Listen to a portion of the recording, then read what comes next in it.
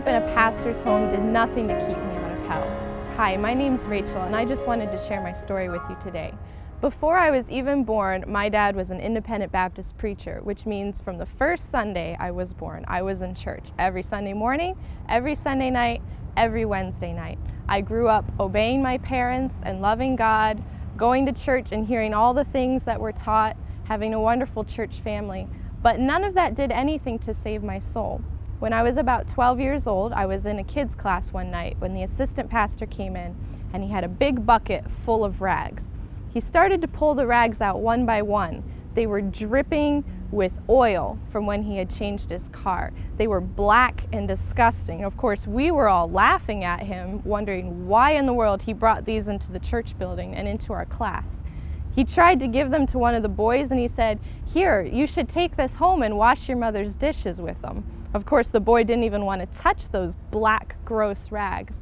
And then he said something that really shocked us all. I know it shocked me. He said, "Did you know that God looks at you just like he looks at this rag?" In Isaiah 64:6, it says, "We are all as an unclean thing, and all our righteousnesses are as filthy rags." And even as a 12-year-old, that really impacted me. And I thought about that for a long time, because for the first time, I realized that even the good things I thought I was doing was an offense to God, simply because I hadn't accepted his son, Jesus Christ. Later that same year, my mom was born again. Now, my mom grew up in a Baptist preacher's home as well. She was a pastor's wife for many years, but she had deceived herself into thinking that a prayer she prayed as a child was enough to get her into heaven. And when she finally came to the realization that she needed to have a personal relationship with Jesus Christ, not just repeating some words somebody said, when she came to that realization, it impacted our family and our entire church. And I remember thinking about that and being very sobered by it, because I could see myself in my mom's life. I could see myself becoming the same kind of person she was, and just going on doing the good things I thought I was doing and never really having a personal relationship with Jesus Christ.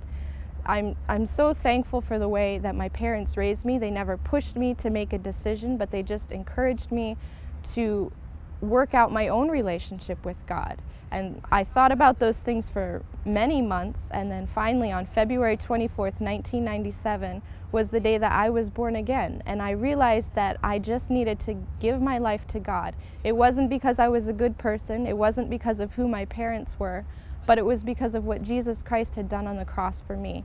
And on that day, I prayed and I repented of my sins and asked God to be my Savior. And ever since then, now I'm still doing the same good things, I'm still going to church, but now it's for a different reason. Now it's not because that's what's expected of me or because I'm trying to earn favor with God, but instead because I love God and I want to do the things that please him. Thank you so much for taking the time to listen to my story.